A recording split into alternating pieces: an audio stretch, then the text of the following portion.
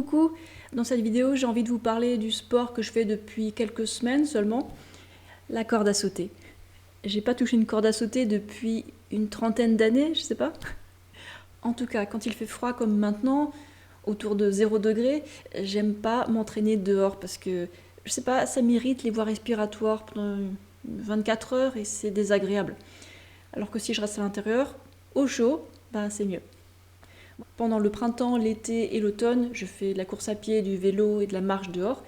Et en hiver, maintenant, eh bien, je fais de la corde à sauter pour bouger mon corps, pour transpirer. Alors un peu plus loin dans la vidéo, je vais vous montrer d'autres possibilités de figures qu'on peut faire en tant que débutante. Je ne fais pas de cours de corde à sauter, je vous montre juste ce que je fais en ce moment. Il faut savoir qu'on peut se blesser en faisant de la corde à sauter, donc si vous vous y mettez, faites attention.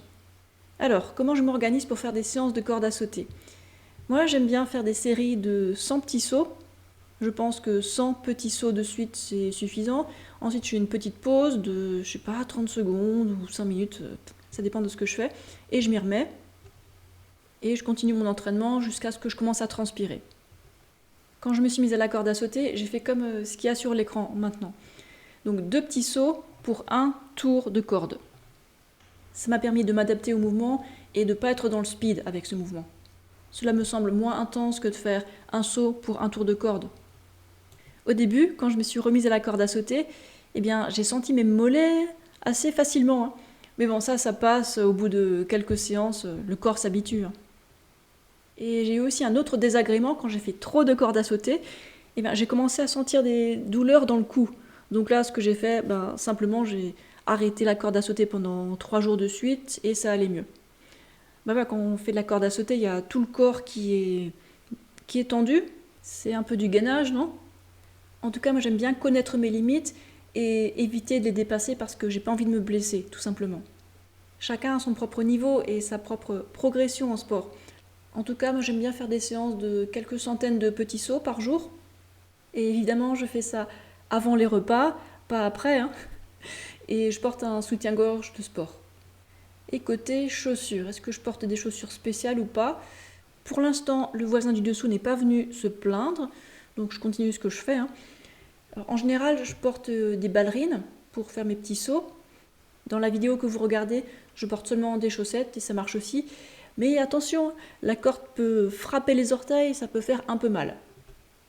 Et j'ai aussi essayé avec mes chaussures de course à pied, ça marche. Mais pour le voisin du dessous, je pense que ça fait beaucoup plus de bruit, donc c'est pas cool. On pourrait comparer la corde à sauter au trampoline, mais moi je supporte pas le trampoline, ça me fait mal à la tête, à tous les coups. Alors que la corde à sauter, bizarrement, ça va. Et vous? Avant d'acheter cette corde à sauter cyan et noire, j'ai essayé avec une simple corde de bricolage, mais le souci c'est que la corde s'entortillait sur elle-même. Donc j'ai décidé d'acheter une vraie corde à sauter, c'est pas très cher, c'est peut-être 10 € ou 20 €. Je n'ai pas de corde à sauter de marque particulière à recommander, je ne suis pas sponsorisée, comme d'habitude. Et d'ailleurs, heureusement qu'on est minimaliste chez nous, parce que s'il y avait trop de meubles, je pourrais même pas faire la corde à sauter à l'intérieur. Ça demande quand même pas mal d'espace pour que la corde ne cogne pas contre un meuble. Au début, les chats avaient peur du bruit de la corde à sauter, mais maintenant... elles voient que c'est pas très dangereux, elles restent sur leur arbre à chat, à regarder dehors, et puis tout va bien. C'est tout pour cette vidéo, pensez à laisser un commentaire. À bientôt!